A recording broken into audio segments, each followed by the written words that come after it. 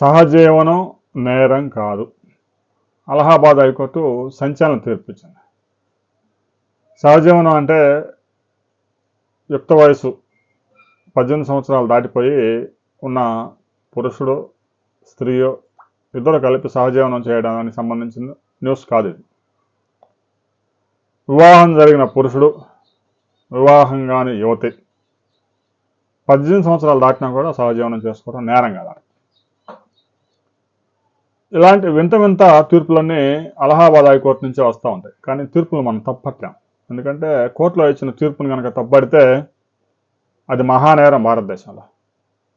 Court తీర్పుని కేవలం మరో కోర్టులో ఛాలెంజ్ మాత్రమే చేయాలి.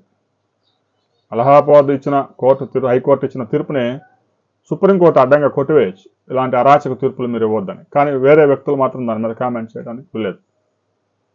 తాజాగా ఓ వివాహితుడు 18 సంవత్సరాలు దాటిన వివాహం కాని అవివాహితతో సహజీవనం చేస్తూ ముందుకు వెళ్తూ ఉన్నారు. ఈ క్రమంలో ఆ రెండు కుటుంబాల మధ్య గొడవ జరిగింది.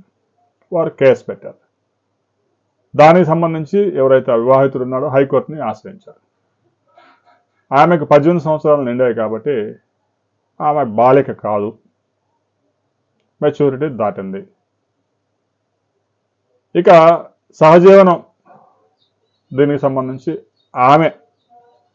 నా మీద ఏమి కేసు పెట్టలేదు, ఆమె కుటుంబ సభ్యులు మాత్రమే కేసు పెట్టారు.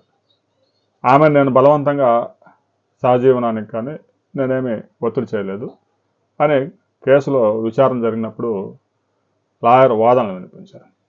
లాయర్ వాదనలు విని సహజీవనం నేరం కాదు, వివాహితుడైన అవివాహితంతో సహజీవనం చేసుకోవచ్చు అని చెప్పేసి అలహాబాద్ హైకోర్టు సంచలన తీర్పు ఇచ్చింది.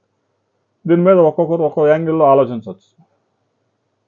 ఈ సమాజం ఎటుపోతా ఉందని కొంతమంది, సమాజం పూర్తిగా నాశనం అయిపోయిందని మరికొంతమంది, విలువలు లేవని మరికొంతమంది. మరి మీ అభిప్రాయాలు కూడా కామెంట్ చేయండి. అలహాబాద్ హైకోర్టు ఇలాంటి తీర్పు ఇవ్వడం మీద